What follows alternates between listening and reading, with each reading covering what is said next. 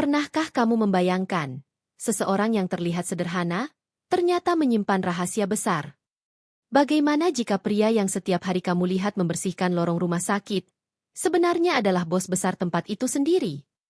Dan, bagaimana jika dari penyamaran itu, justru tumbuh sebuah cinta yang tak pernah direncanakan? Kisah ini bukan hanya tentang jabatan atau kekayaan, tapi tentang hati yang tulus, perjuangan, dan kejujuran yang nyaris hancur oleh fitnah. Sebuah kisah yang akan membuatmu bertanya, siapa sebenarnya yang benar, dan siapa yang hanya berpura-pura?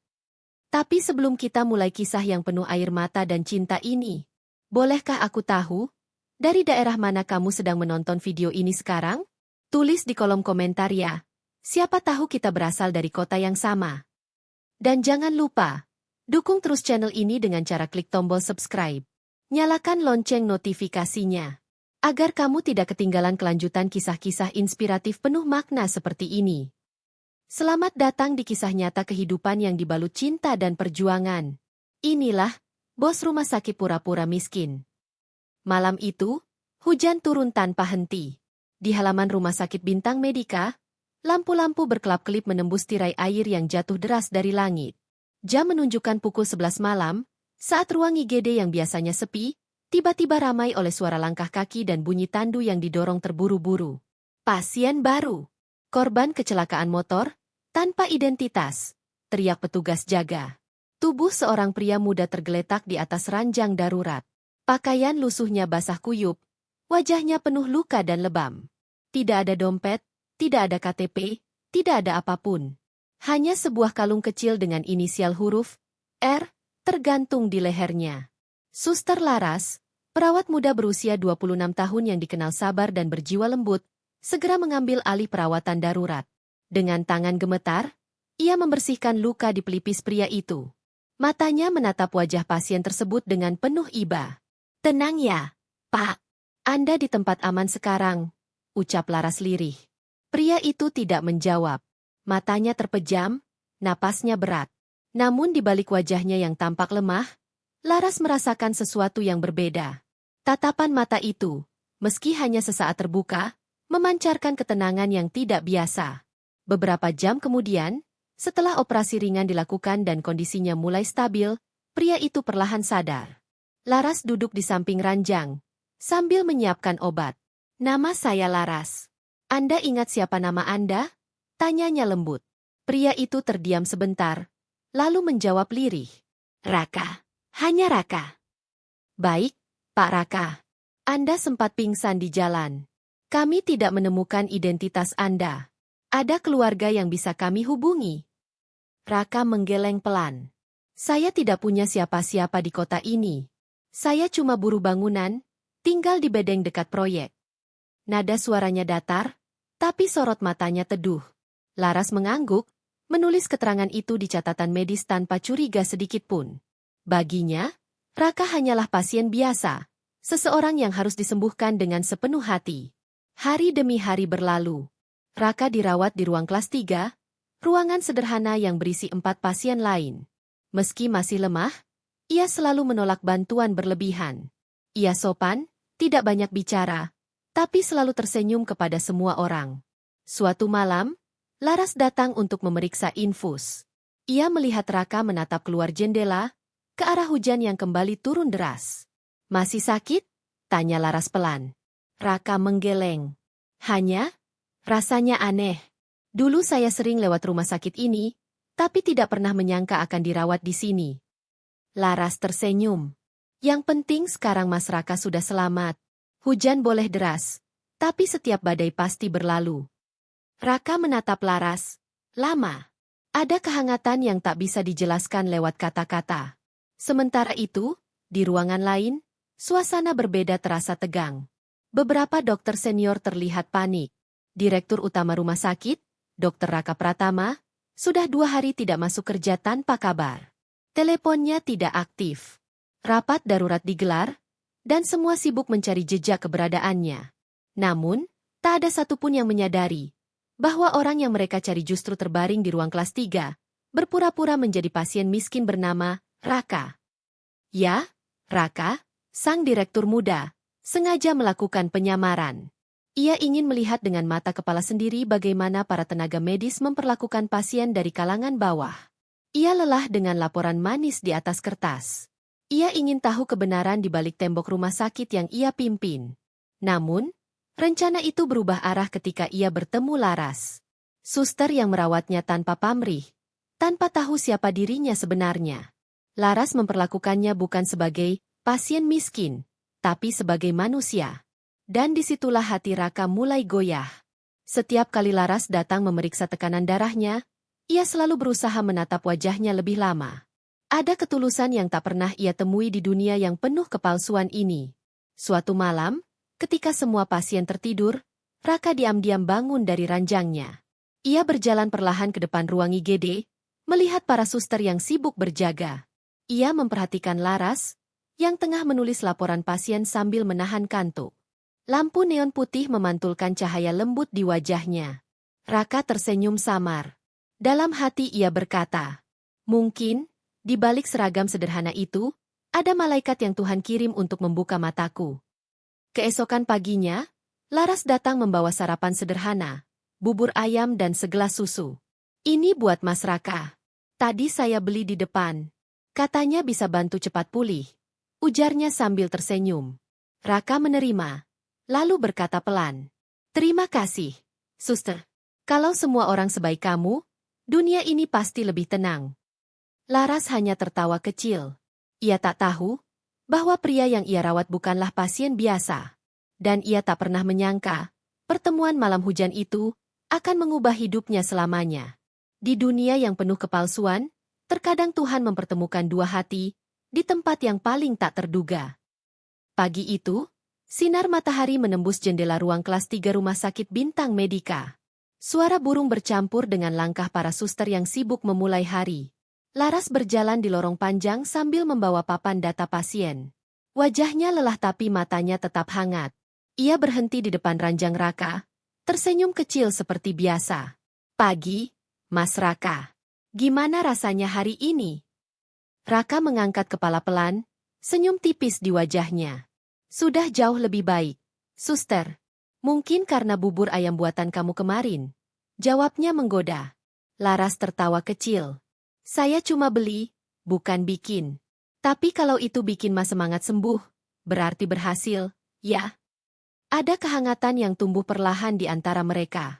Tidak ada janji, tidak ada kata cinta.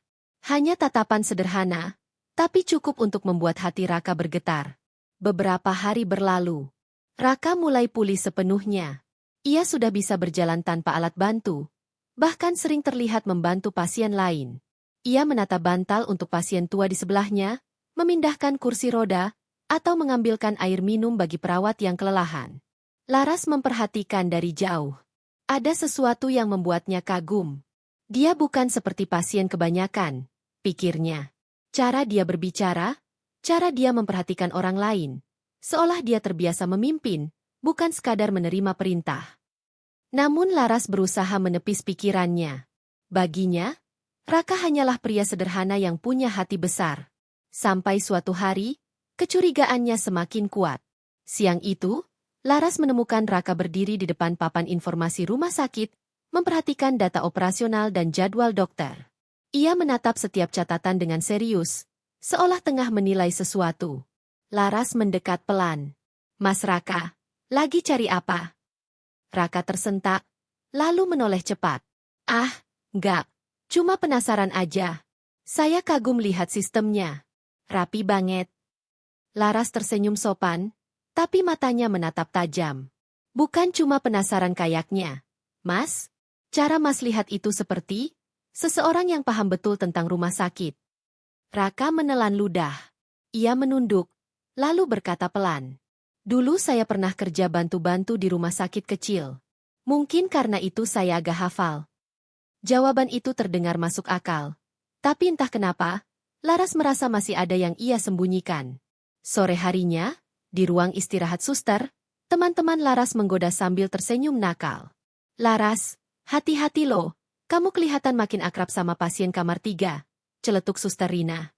Laras tersipu, tapi mencoba menyangkal. Aduh, kalian ini.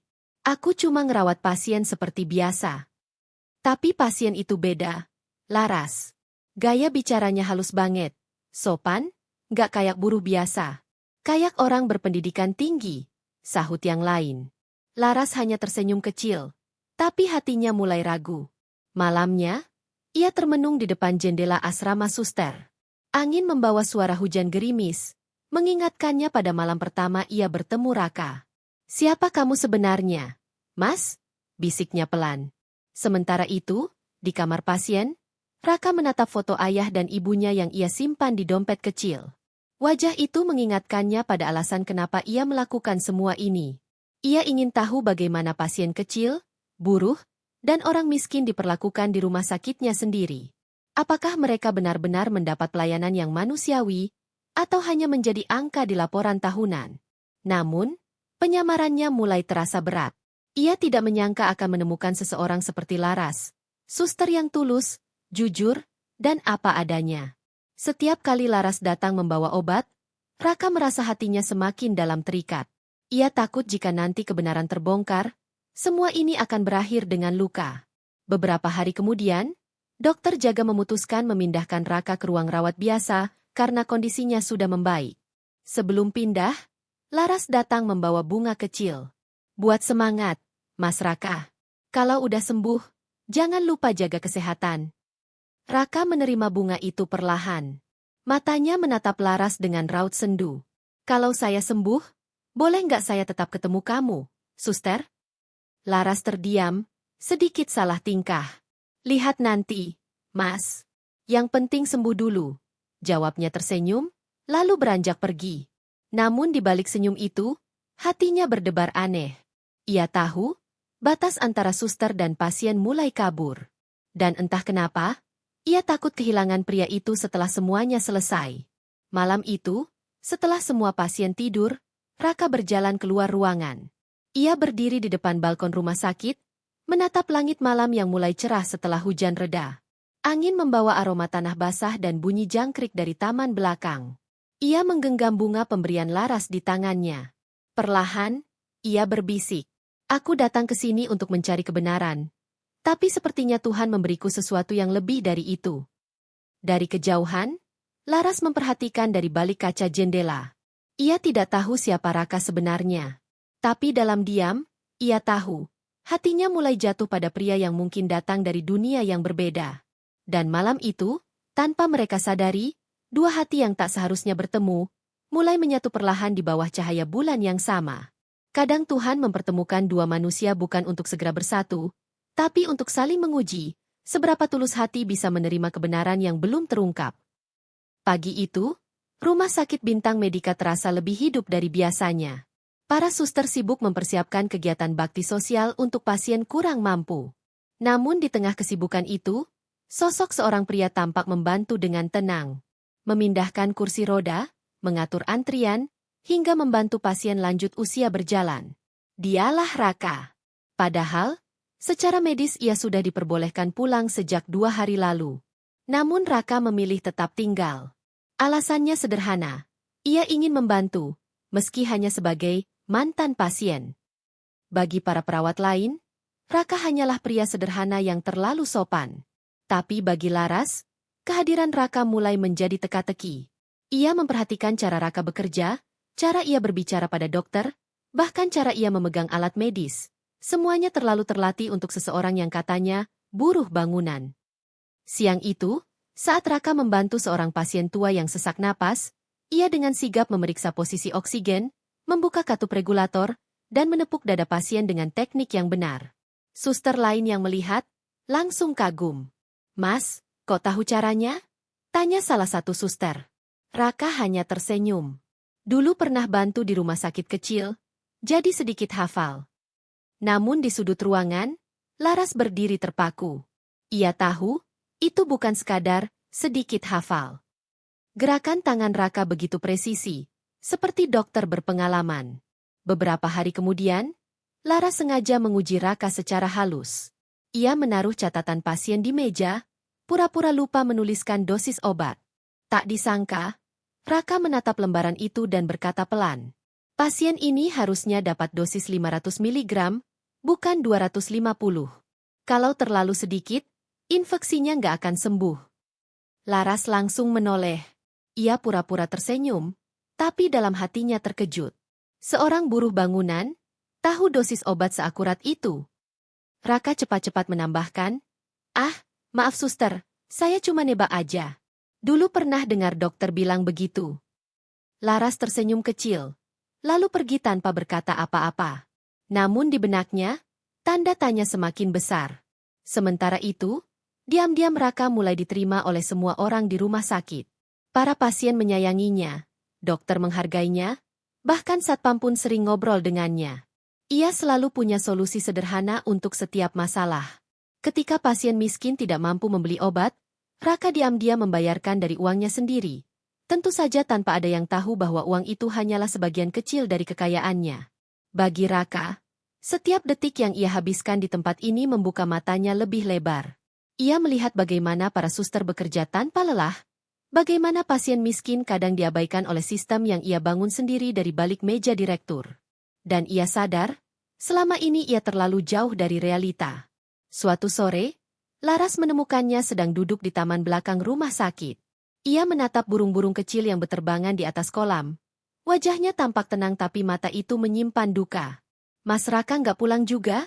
tanya Laras pelan. Raka menggeleng. "Entahlah. Di sini saya merasa lebih hidup, suster. Kadang, dunia di luar sana, terlalu ramai tapi hampa." Laras duduk di sampingnya. "Kalau boleh jujur, saya masih belum bisa percaya Mas cuma buruh biasa." Raka menoleh, tersenyum tipis. "Maksudnya?" "Gerak-gerik Mas itu beda. Cara Mas bicara, cara Mas bantu pasien, terlalu tenang, terlalu tahu." Ia menatap Raka dalam-dalam. "Sebenarnya, siapa Mas Raka yang sebenarnya?" Raka menunduk lama, menghela napas berat. "Aku cuma orang yang ingin tahu, seperti apa rasanya jadi kecil di tempat yang kuanggap besar." Laras terdiam. Ia tak sepenuhnya paham makna kalimat itu, tapi hatinya bisa merasakan. Pria di hadapannya sedang menyembunyikan sesuatu yang besar. Malam itu, saat semua orang tertidur, Laras diam-diam menulis di buku catatan pribadinya. "Ada sesuatu dalam diri Raka yang tak bisa kujelaskan. Ia bukan orang biasa, tapi juga bukan orang sombong. Ia menyentuh hati semua orang di rumah sakit ini, termasuk hatiku. Tapi mengapa aku merasa takut? Takut suatu hari kebenaran akan merusak semuanya." Laras menutup bukunya, menatap keluar jendela. Di kejauhan, ia melihat Raka berdiri di halaman, menatap gedung rumah sakit dari kejauhan. Matanya seolah penuh kenangan. Raka berbisik lirih. "Ayah, andai dulu kamu tidak meninggal di rumah sakit ini, mungkin aku tidak akan mengerti arti dari penderitaan." Tetes air mata jatuh di pipinya. Ia tahu, misi yang ia jalankan belum selesai, tapi hatinya mulai goyah, karena ada seseorang yang kini menjadi alasan baru untuk tetap bertahan. Keesokan harinya, Laras datang lebih pagi dari biasanya. Ia membawa secangkir kopi hangat untuk Raka. "Mas Raka, ini buat kamu." Katanya kopi bisa bikin semangat kerja. Ujarnya dengan senyum lembut. Raka menatap Laras lama. Ada rasa haru di matanya yang tak bisa disembunyikan. "Terima kasih, suster. Tapi sepertinya, sejak kamu ada di sini, aku sudah punya semangat setiap hari." Laras tertawa kecil, tapi dalam hatinya, kata-kata itu menancap dalam. Ia tahu, sesuatu sedang tumbuh di antara mereka. Sesuatu yang indah, tapi juga berbahaya. Seorang terlihat sederhana bukan karena ia miskin, tapi karena ia sedang belajar menjadi manusia.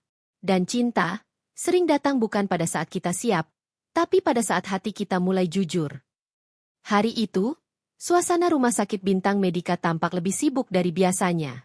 Direktur utama yang hilang sudah hampir 2 minggu belum juga kembali. Rapat darurat terus diadakan. Dokter senior mulai resah, dan para karyawan hanya bisa menebak-nebak apa yang sebenarnya terjadi. Di tengah hiruk-pikuk itu, kehidupan Raka berjalan tenang di balik identitas palsunya. Ia masih membantu para pasien seperti biasa, menuntun yang tak bisa berjalan, menghibur anak-anak di ruang rawat, dan menenangkan keluarga pasien yang cemas. Semua suster, termasuk Laras, semakin menghormatinya. Namun justru karena itulah, rasa curiga Laras makin tumbuh. Ada sesuatu di balik sosok sederhana itu. Sesuatu yang terlalu sempurna untuk disebut kebetulan. Siang hari itu, seorang dokter muda datang dari pusat untuk magang sementara di Bintang Medika. Namanya Dr. Aldi, cerdas, energik, dan dikenal dekat dengan jajaran direksi. Begitu melihat Raka sedang mengangkat tabung oksigen di lorong, ekspresi Aldi langsung berubah. Ia terpaku. Lalu, tanpa sadar, bibirnya bergetar pelan. "Pak, Raka." Raka yang sedang memegang tabung segera menoleh. Tatapannya tajam tapi menenangkan. Dengan cepat ia menaruh tabung di lantai dan mendekat. "Aldi, tolong jangan panggil aku begitu di sini," bisiknya pelan namun tegas. Aldi masih tak percaya. "Jadi benar? Anda yang..." Raka langsung memotong, matanya tajam. "Diam. Jangan sampai ada yang tahu. Aku sedang di sini bukan sebagai direktur. Aku sedang belajar." Nada suaranya rendah, tapi mengandung wibawa yang sulit dijelaskan. Aldi mengangguk gugup, menatap sekeliling, lalu berkata, "Tapi, Pak, kalau Dewan tahu Anda menyamar begini, mereka bisa panik. Ini berbahaya." Raka menepuk bahu Aldi pelan. Yang lebih berbahaya adalah punya rumah sakit besar, tapi tidak tahu bagaimana rasanya jadi pasien kecil. "Aku ingin melihat sendiri bagaimana sistem ini bekerja. Tanpa topeng jabatan, tanpa hormat palsu." Percakapan itu terdengar samar oleh seseorang yang berdiri di ujung lorong. "Ya, Lars."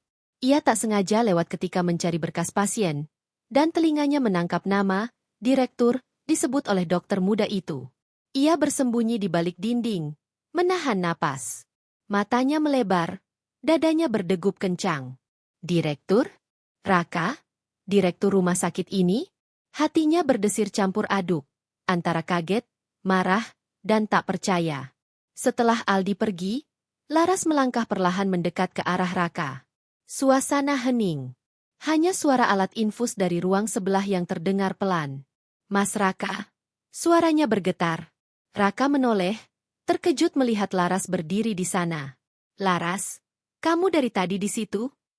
Laras menggenggam map erat-erat di tangannya. "Aku dengar semuanya. Tentang siapa kamu sebenarnya. Jadi, kamu selama ini bohong." Raka terdiam lama. Matanya memandang Laras penuh penyesalan. "Aku tidak bermaksud membohongi siapapun. Aku cuma ingin tahu bagaimana rumah sakit ini memperlakukan orang yang gak mampu. Aku ingin lihat dengan mata kepala sendiri, bukan lewat laporan di meja direksi." Laras menatapnya tajam. "Tapi kenapa harus berpura-pura miskin? Kenapa harus masuk ke hidup orang lain dengan kebohongan?" Raka menunduk. "Saat aku jadi direktur, semua orang hanya menunjukkan yang ingin kulihat. Tidak ada kejujuran. Tidak ada empati. Aku ingin tahu, bagaimana rasanya jadi orang yang tak punya suara di tempatku sendiri." Laras terdiam. Kata-kata itu menembus hatinya, tapi rasa kecewa tetap menguasai pikirannya.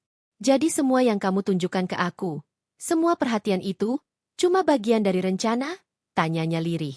Raka mendekat, suaranya bergetar. "Tidak, Laras. Itu bukan pura-pura.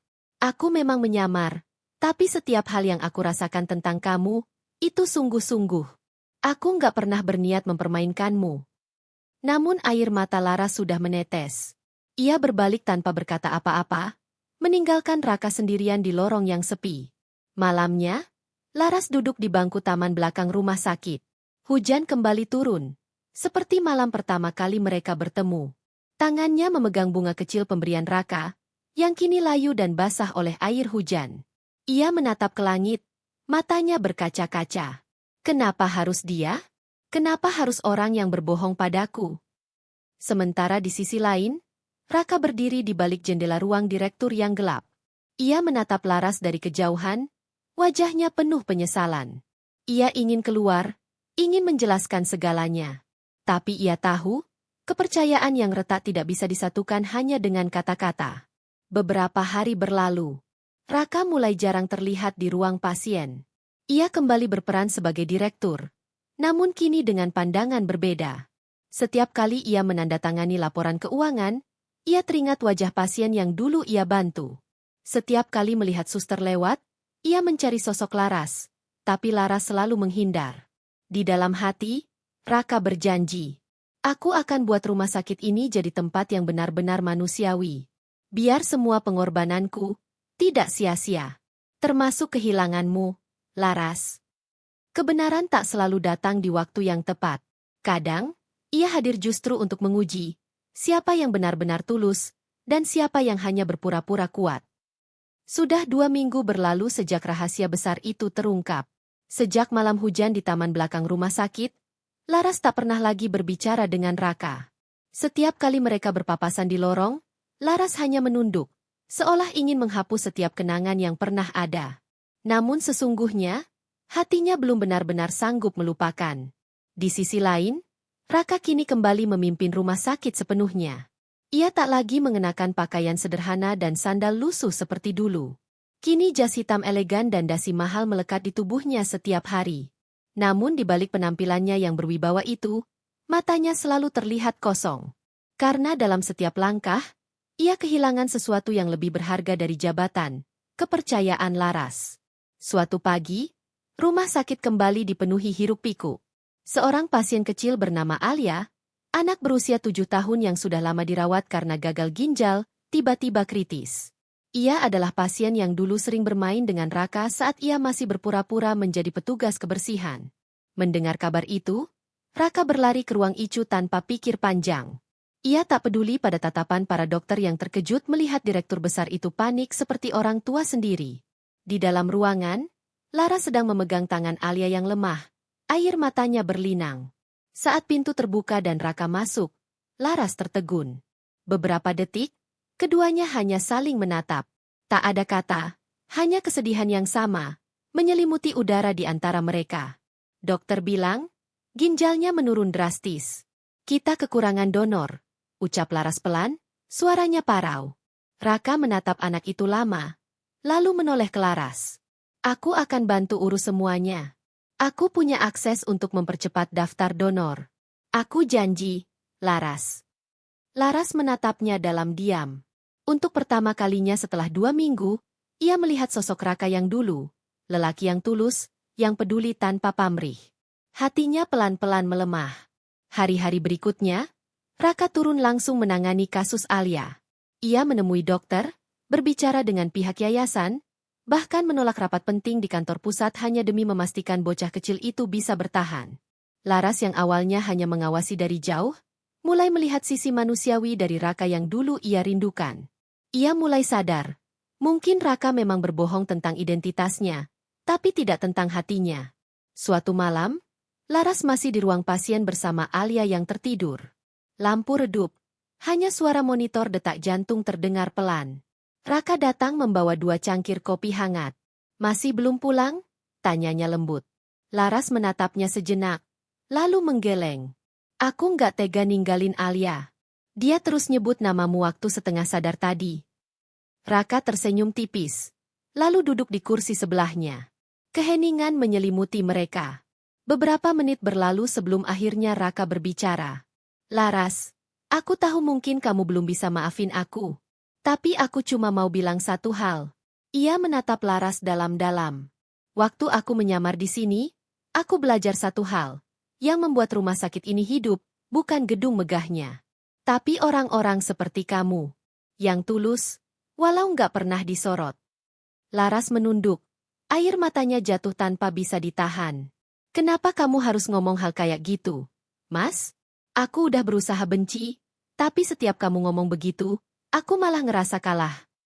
Raka menatapnya dengan mata berkaca. Aku juga kalah, Laras. Kalah sama perasaanku sendiri. Beberapa hari kemudian, kabar baik datang. Seorang pendonor cocok ditemukan, dan operasi Alia berhasil. Seluruh tim medis bertepuk tangan haru, dan Laras memeluk anak itu sambil menangis bahagia. Di tengah keramaian itu, Raka hanya berdiri di belakang, tersenyum kecil sambil menatap mereka. Ia tidak ingin mengambil pujian, meski semua orang tahu, tanpa bantuannya operasi itu tak akan pernah terjadi. Laras menghampirinya pelan, matanya berkaca. Terima kasih, buat semuanya, katanya lembut. Raka hanya tersenyum. Aku nggak melakukan apa-apa. Kamu yang paling berjasa, Laras. Tapi Laras menggeleng. Kalau kamu nggak turun tangan, mungkin Alia udah nggak ada. Kamu masih punya hati yang sama, cuma caramu yang salah. Raka menatapnya penuh harap. Berarti, aku masih punya kesempatan buat diperbaiki. Laras menatap lama, lalu tersenyum tipis. Mungkin. Tapi jangan buru-buru. Luka butuh waktu buat sembuh. Sama kayak hati manusia. Kadang, cinta tak perlu kata maaf. Ia hanya butuh waktu dan kejujuran untuk tumbuh kembali, di antara luka yang pernah ada. Kamera perlahan menyorot Laras dan Raka yang berdiri di lorong rumah sakit, diterangi cahaya senja yang masuk dari jendela besar. Wajah mereka kini lebih tenang, belum kembali seperti dulu, tapi setidaknya, arah hatinya sudah mulai menemukan jalan pulang. Beberapa minggu telah berlalu sejak operasi Alia berhasil. Rumah sakit Bintang Medika kembali tenang. Para karyawan bekerja dengan semangat baru, seolah ada harapan baru yang tumbuh di setiap ruangan. Dan di antara kesibukan itu, hubungan Raka dan Laras perlahan mencair. Tidak sehangat dulu, tapi cukup untuk membuat keduanya saling tersenyum lagi. Setiap kali Raka datang mengecek pasien, Laras tak lagi menunduk atau menghindar. Kadang mereka berbicara singkat, tentang jadwal, tentang pasien, bahkan sesekali bercanda kecil. Bagi Raka, setiap senyum Laras adalah tanda kecil bahwa hatinya belum sepenuhnya hilang. Dan bagi Laras, setiap perhatian Raka adalah pengingat bahwa di balik kebohongan masih ada ketulusan. Namun ketenangan itu tak bertahan lama. Suatu sore, ruang rapat direksi tiba-tiba gaduh. Pak Herman, wakil direktur sekaligus orang kepercayaan lama keluarga Raka, datang dengan wajah tegang. Ia menatap Raka dengan nada tajam. Pak Raka, saya baru menerima laporan audit dari pusat. Ada ketidaksesuaian dana bantuan sosial rumah sakit selama masa Anda menyamar. Uangnya hilang hampir 200 juta rupiah. Raka terkejut. Apa maksud Bapak? Semua laporan sudah saya awasi sendiri. Tidak mungkin ada penyalahgunaan dana. Herman tersenyum tipis. Nada bicaranya mengandung sindiran. Kalau begitu, mungkin Anda terlalu sibuk bermain jadi orang miskin sampai lupa mengawasi orang-orang yang memanfaatkan situasi. Ruangan hening. Tatapan para dewan pengawas mengarah ke Raka dengan penuh curiga. Malam itu, Raka duduk sendirian di ruang direkturnya. Lampu ruangan sengaja dibiarkan redup. Laporan keuangan berserakan di atas meja, sementara pikirannya tak tenang. Ia tahu ini bukan sekadar masalah uang. Ini adalah serangan politik. Seseorang sedang berusaha menjatuhkannya.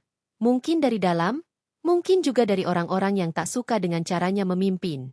Di tengah kebisuan itu, pintu diketuk pelan. Laras muncul dengan ekspresi khawatir. Aku dengar soal laporan itu. Kamu nggak apa-apa? Raka menatapnya sejenak, lalu tersenyum hambar. Ini cuma permainan orang-orang yang takut kehilangan kekuasaan. Tapi aku nggak akan mundur, Laras. Aku sudah terlalu jauh untuk berhenti. Laras duduk di depannya, menatap Raka dengan lembut. Aku percaya kamu nggak bersalah. Tapi kamu harus hati-hati. Orang-orang seperti Pak Herman itu licik. Mereka bisa menjatuhkan kamu dengan cara apapun. Raka menghela napas panjang. Aku tahu. Tapi aku juga tahu. Selama ada kamu di sini, aku nggak sendiri. Laras menunduk. Wajahnya memerah, tapi hatinya hangat. Ia sadar, hubungan mereka kini bukan sekadar antara direktur dan suster, tapi dua orang yang saling menjaga di tengah badai. Keesokan harinya, rumor mulai menyebar di antara staf. Banyak yang berbisik bahwa direktur mereka akan dicopot karena dugaan korupsi. Sebagian karyawan mulai menjaga jarak, takut terseret masalah. Namun Laras tetap berdiri di sisi Raka. Ia bahkan diam-diam menyelidiki laporan itu bersama Dr. Aldi, dokter muda yang dulu mengetahui penyamaran Raka. Hingga suatu malam, mereka menemukan sesuatu mengejutkan. Salah satu transaksi mencurigakan berasal dari rekening pribadi milik Pak Herman sendiri. Namun anehnya, dokumen itu sudah disetujui dengan tanda tangan digital Raka, tanda tangan yang ternyata dipalsukan. Laras menatap layar komputer dengan napas memburu. Mas Raka, ini bukti kuat. Dia yang nyalahgunakan dana itu, bukan kamu. Raka mengepalkan tangan. Ini bukan cuma soal nama baikku, Laras. Ini soal kebenaran. Aku harus buktikan bahwa sistem yang kubangun di rumah sakit ini bersih. Keesokan paginya, rapat darurat diadakan. Raka datang dengan tenang, membawa berkas hasil investigasi internal. Sementara Pak Herman berdiri dengan percaya diri, siap menyudutkan Raka di depan dewan. Namun semuanya berubah ketika Raka membuka proyektor dan menampilkan bukti transfer rekening serta log tanda tangan palsu. Suara riuh langsung memenuhi ruangan. Pak Herman pucat. Ini fitnah. Semua data itu direkayasa. Raka menatapnya dingin. Data ini diverifikasi langsung oleh tim IT pusat. Kalau masih ingin menyangkal, kita bisa lanjutkan ke jalur hukum. Suasana menegang. Dan dalam hening, salah satu anggota dewan berdiri dan berkata lantang. Pak Raka, kami minta maaf telah meragukan Anda. Dewan akan mengambil tindakan terhadap Herman. Setelah rapat usai, Laras menunggu Raka di luar ruangan. Saat Raka keluar, wajahnya tampak lelah tapi lega. Laras tersenyum kecil, lalu berkata, "Kamu berhasil, Mas. Aku tahu kamu gak akan kalah." Raka menatapnya penuh rasa syukur. "Kalau bukan karena kamu, aku mungkin udah jatuh." "Terima kasih, Laras." Laras menatapnya lembut. "Aku cuma bantu karena aku percaya. Dan aku nggak mau lihat kamu berjuang sendirian lagi." Raka tersenyum, lalu berkata lirih. "Berarti, aku masih punya alasan untuk bertahan di sini." Dalam hidup, kejujuran seringkali diuji bukan oleh kebohongan, tapi oleh kekuasaan. Dan hanya hati yang tulus, yang bisa tetap berdiri di tengah fitnah. Pagi itu, suasana rumah sakit Bintang Medika tak lagi sama. Berita besar memenuhi halaman depan surat kabar dan layar televisi. Dugaan skandal dana rumah sakit Bintang Medika, direktur utama terlibat manipulasi laporan keuangan. Foto Raka terpampang besar di layar, diambil diam-diam saat ia meninggalkan ruang rapat kemarin. Wajahnya terlihat tegang, seolah menyembunyikan sesuatu. Padahal, itu hanya potongan kecil dari kebenaran yang sengaja dipelintir.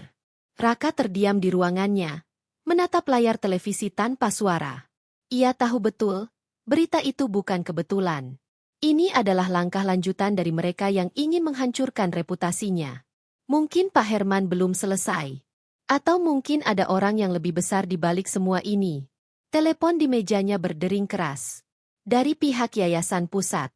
Suara di seberang terdengar dingin dan tegas. "Pak Raka, sampai masalah ini selesai, Dewan meminta Anda nonaktif sementara. Mulai hari ini." Raka menutup telepon pelan. Wajahnya menegang, tapi tidak marah. Ia sudah menduga ini akan datang. Yang tak ia sangka hanyalah, betapa cepatnya dunia bisa berbalik arah. Sore itu, Laras datang ke ruang direktur. Ia melihat Raka sedang membereskan berkas, memasukkan dokumen ke dalam kotak kecil. "Mas, jadi benar? Kamu dinonaktifin?" Tanyanya dengan suara bergetar. Raka mengangguk pelan. "Untuk sementara. Mereka bilang demi menjaga citra rumah sakit. Padahal, citra itu sudah mereka rusak sendiri." Laras menggigit bibirnya. Ia menatap wajah Raka yang terlihat letih, tapi tetap tenang. "Terus, kamu mau ngapain sekarang?" Raka menatap Laras dalam-dalam. "Aku akan cari siapa dalang di balik semua ini. Tapi aku nggak mau kamu ikut terseret. Laras, dunia ini kotor. Dan mereka nggak akan segan menjatuhkan siapapun yang dekat denganku." Namun Laras menggeleng tegas. "Jangan larang aku, Mas. Aku udah ada di sini waktu semua orang ninggalin kamu. Aku nggak akan mundur sekarang." Beberapa hari kemudian, berita tentang Raka makin meluas. Media sosial dipenuhi komentar sinis dan tuduhan tanpa dasar. Beberapa pasien bahkan mulai ragu untuk berobat di Bintang Medika. Citra rumah sakit menurun drastis. Tak berhenti di situ. Salah satu media gosip mulai mengangkat berita baru. Suster rumah sakit diduga dekat dengan direktur yang terlibat skandal keuangan. Nama Laras ikut terseret. Foto-fotonya bersama Raka saat mereka menemani pasien bocor ke publik. Narasinya disusun kejam, seolah Laras adalah perempuan simpanan direktur. Di kantin rumah sakit, para pegawai mulai berbisik-bisik setiap kali Laras lewat. Sebagian menjauh. Sebagian hanya memandang dengan tatapan sinis. Dan di tengah semua itu, Laras hanya bisa menunduk, menahan air mata yang hampir jatuh. Malam itu, Laras duduk di bangku taman belakang rumah sakit. Tempat yang dulu jadi saksi awal kedekatannya dengan Raka. Kini tempat itu terasa asing. Hujan turun pelan, menetes di rambut dan wajahnya. Raka datang membawa payung. Ia berdiri di depannya, wajahnya penuh rasa bersalah. Laras, aku minta maaf. Semua ini jadi seperti ini karena aku. Laras menatapnya lirih. Kenapa semuanya harus rumit ini, Mas? Aku cuma pengen kerja tenang, bantu pasien. Tapi sekarang semua orang ngelihat aku kayak aku orang jahat. Raka menatapnya dalam. Kamu nggak salah, Laras. Dunia yang salah. Dunia yang cuma percaya pada berita, bukan kebenaran. Ia duduk di sampingnya, membuka payung di atas kepala mereka berdua. Suara hujan menutupi keheningan. Percaya sama aku, ucap Raka pelan. Aku akan bersihin semua ini. Bukan cuma buat aku, tapi buat kamu juga. Laras terdiam lama, lalu akhirnya mengangguk. Aku percaya. Tapi tolong, jangan berjuang sendirian lagi. Keesokan harinya, Raka dan Dr. Aldi mulai menyusun langkah baru. Mereka menelusuri jejak keuangan yang disebarkan ke media. Dari hasil investigasi, muncul satu nama asing, Leonard, mantan konsultan keuangan rumah sakit yang dipecat karena kasus manipulasi data 2 tahun lalu. Kini, Leonard bekerja di media besar, dan ternyata, dialah sumber dari berita palsu itu. Raka memandangi nama itu dengan rahang mengeras. Jadi ini balas dendam, gumamnya. Aldi menatapnya serius. Kita harus hati-hati, Pak. Kalau kita salah langkah, mereka bisa hancurkan karir Bapak sepenuhnya. Raka menghela napas panjang. Biar saja. Aku nggak takut kehilangan jabatan. Tapi aku nggak akan biarkan mereka injak-injak kebenaran. Sementara itu, di luar rumah sakit, sebuah mobil hitam berhenti di pinggir jalan. Dari dalam, terlihat sosok Pak Herman berbicara dengan seseorang lewat telepon. Lanjutkan serangan ke media. Pastikan nama Raka jatuh total. Dan kalau perlu, ia menatap foto Laras di tangannya. Seret juga suster itu. Biar mereka berdua tenggelam bersama. Dalam dunia yang dikuasai uang dan kekuasaan, kebenaran seringkali menjadi korban pertama. Tapi mereka lupa, kadang cinta adalah kekuatan paling berbahaya yang tak bisa dibungkam oleh fitnah. Hari-hari di rumah sakit Bintang Medika kini dipenuhi ketegangan. Media terus berdatangan, menunggu pernyataan resmi dari pihak rumah sakit. Setiap pagi, wartawan berkerumun di depan gerbang, menyorot kamera ke arah siapapun yang keluar masuk. Headline berita terus bergulir tanpa henti. Direktur rumah sakit diduga manipulasi dana bantuan anak yatim. Kekasih gelap direktur akhirnya angkat bicara. Skandal Bintang Medika. Bukti baru muncul. Padahal, tidak satu pun dari berita itu benar. Namun dunia tak lagi peduli pada kebenaran. Mereka hanya haus sensasi. Di ruangannya, Raka berdiri di depan jendela besar. Dari sana, ia bisa melihat kerumunan wartawan di luar pagar. Wajahnya tampak lelah, tapi matanya masih menyimpan keteguhan yang sama. Dr. Aldi masuk membawa berkas baru. Masalah makin parah. Pak, sponsor utama rumah sakit mulai menahan dana. Mereka takut reputasinya ikut rusak. Raka menghela napas panjang. Aku tahu, Al. Tapi kita nggak bisa sembunyi terus. Kalau aku diam, mereka akan pikir aku benar-benar bersalah. Aldi menatap Raka khawatir. Lalu apa rencananya? Raka menatap layar komputer di mejanya. Sore ini, aku akan adakan konferensi pers.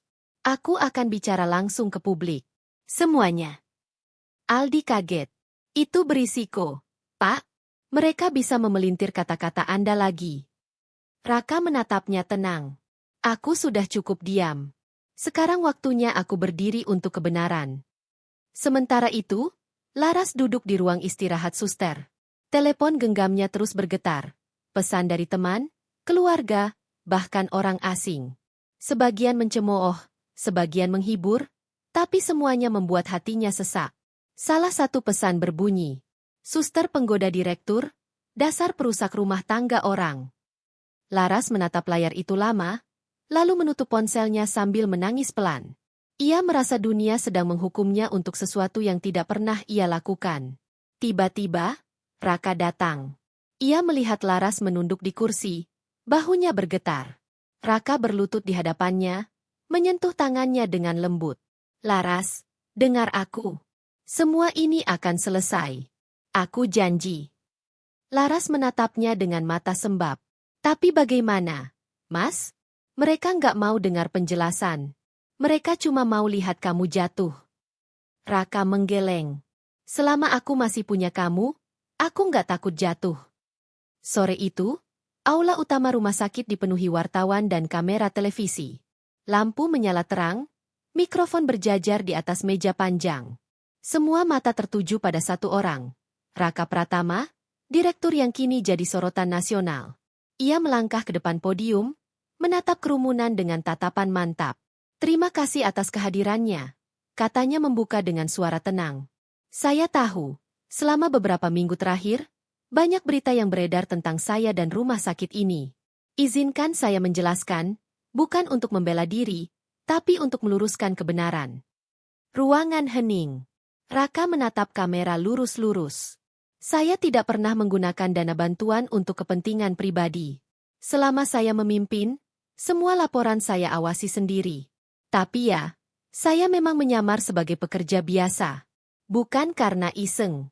Tapi karena saya ingin tahu bagaimana sistem ini benar-benar berjalan dari bawah.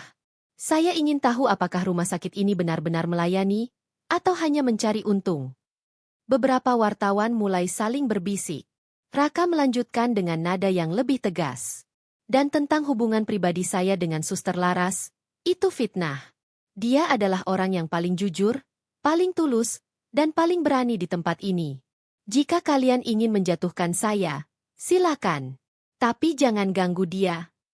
Kata-kata itu membuat Laras yang menonton dari balik layar hampir tak bisa menahan air mata. Seluruh ruangan terdiam, bahkan para wartawan pun tak bisa langsung bereaksi. Namun tak lama, salah satu reporter berdiri dan bertanya tajam. Kalau Anda bilang tidak bersalah, kenapa Dewan Pusat mencabut sementara jabatan Anda? Raka menatapnya tenang. Itu keputusan mereka. Tapi integritas tidak ditentukan oleh jabatan. Saya akan tetap berjuang membuktikan kebenaran, dengan atau tanpa posisi direktur. Selesai bicara, Raka meninggalkan ruangan tanpa menoleh sedikit pun. Suaranya bergetar menahan emosi, tapi langkahnya tegas. Beberapa jam kemudian, potongan video pidatonya viral di media sosial. Tagar "Aku Percaya Raka" mulai ramai diperbincangkan. Masyarakat mulai melihat sisi lain dari kisah yang selama ini ditutupi. Sebagian besar mulai bersimpati, terutama karena keberanian Raka membela Laras di depan publik.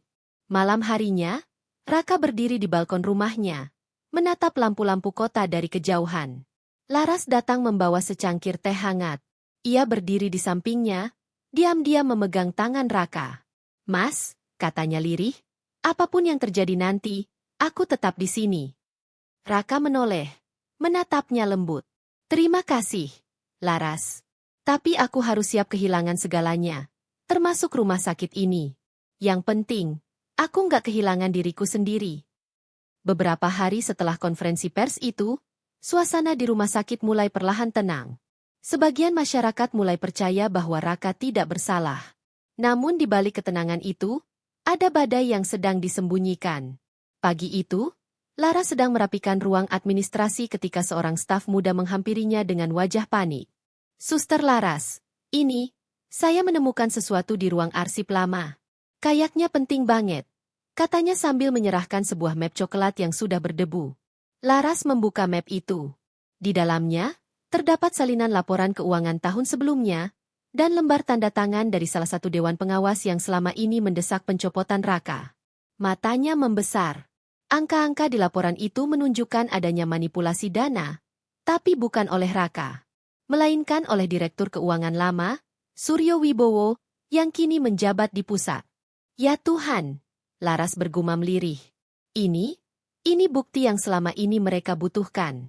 Sore harinya, Laras langsung menemui Raka di ruangannya. "Mas, aku nemu sesuatu." Ia menyerahkan map itu dengan tangan gemetar. Raka membaca cepat, kemudian menatap Laras tajam. Dari mana kamu dapat ini? Dari ruang arsip bawah. Kayaknya disembunyikan di tumpukan dokumen lama. Raka terdiam. Ia menutup map itu perlahan dan bersandar di kursi. Kalau ini benar, Laras, bukti ini bisa membersihkan namaku sepenuhnya. Laras tersenyum kecil, menatapnya penuh harap. Berarti semua ini bisa berakhir, Mas? Namun Raka tak segera menjawab. Matanya justru menunjukkan kekhawatiran. Laras, kamu harus hati-hati. Kalau laporan ini disembunyikan, artinya ada orang kuat yang gak mau ini terbuka. Mereka bisa nyakitin siapapun yang tahu. Laras terdiam, mulai memahami risikonya. Tapi di matanya ada keberanian. Kalau ini untuk kebenaran, aku nggak takut. Malam itu, Raka memutuskan untuk menyalin semua dokumen itu dan menyimpannya di tempat aman. Namun belum sempat ia mengirim ke pihak hukum, seseorang tiba-tiba menelpon dari nomor tak dikenal. Pak Raka, saya tahu Anda sudah menemukan sesuatu. Saran saya, jangan coba-coba buka mulut kalau masih mau rumah sakit itu berdiri. Suara di ujung telepon dingin dan pelan, seolah penuh ancaman. Raka mengepalkan tangan. Siapa kamu? Tapi sambungan langsung terputus. Ia menatap layar ponsel, lalu menatap map di atas meja. Kini ia tahu, permainan ini belum berakhir. Keesokan paginya, saat Laras menuju ruang arsip untuk mengambil salinan lain, tiba-tiba lampu padam. Lorong yang biasanya terang kini gelap gulita. Ia menyalakan senter dari ponselnya, melangkah perlahan. Namun langkahnya terhenti ketika mendengar suara langkah lain di belakangnya. Siapa di sana? Tidak ada jawaban. Beberapa detik kemudian, bayangan hitam melintas cepat. Laras berbalik, tapi sebelum sempat berteriak, seseorang menutup mulutnya dari belakang. Ponselnya jatuh ke lantai. Beberapa jam kemudian, Raka baru menyadari Laras tak muncul di ruangan. Ia mencari ke seluruh area, tapi tidak menemukan jejak.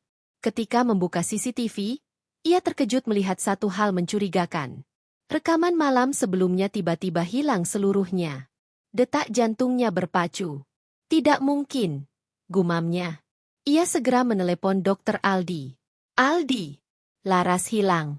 Aku rasa ini ada hubungannya sama dokumen itu. Aldi terdiam sesaat. Mas, ini sudah berbahaya. Kita harus lapor polisi. Raka menggeleng. Belum. Aku harus pastikan dulu siapa dalangnya. Beberapa jam kemudian, Raka menerima pesan di ponselnya. Pesan itu hanya berisi satu kalimat. Jika ingin suster itu selamat, kembalikan dokumennya malam ini. Datang sendiri. Dan di bawahnya, ada foto Laras yang tampak disekap di ruangan gelap.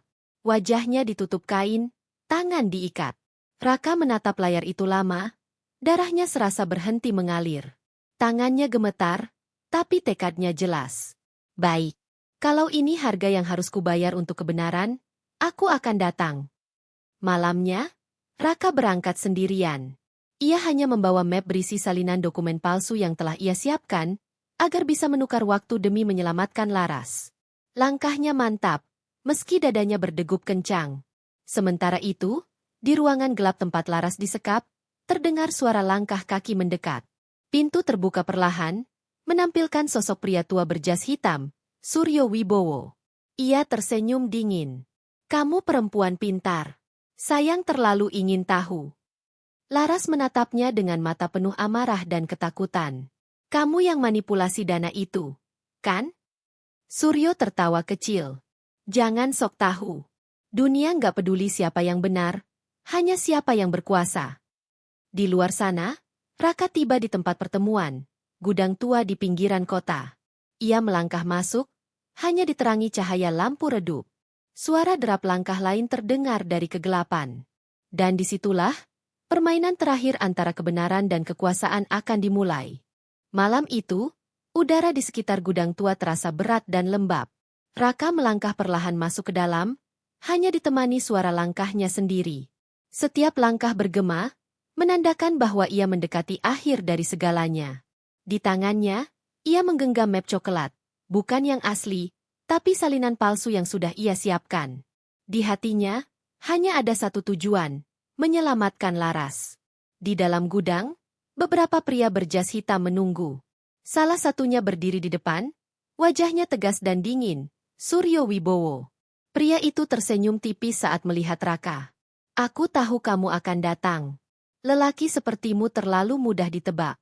Selalu percaya kebenaran bisa menyelamatkan semuanya. Raka menatapnya tajam.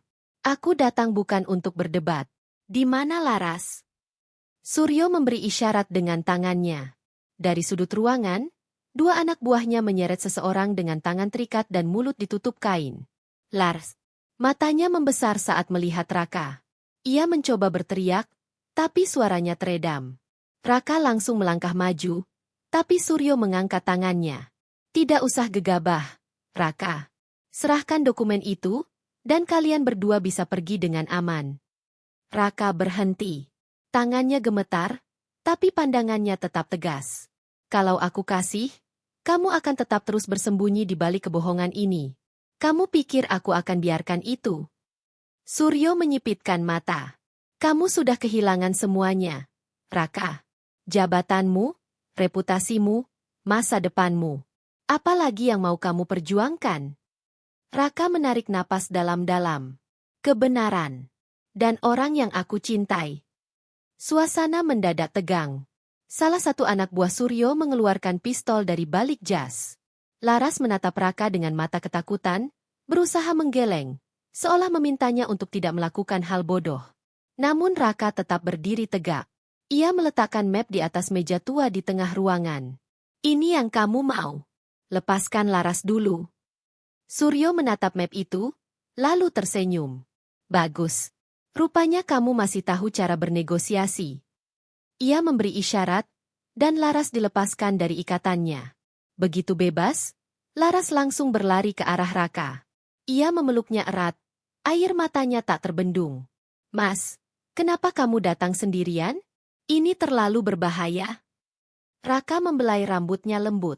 Kalau bukan aku, siapa lagi? Aku nggak bisa biarkan kamu terluka karena aku. Namun saat Suryo membuka map itu, wajahnya berubah muram.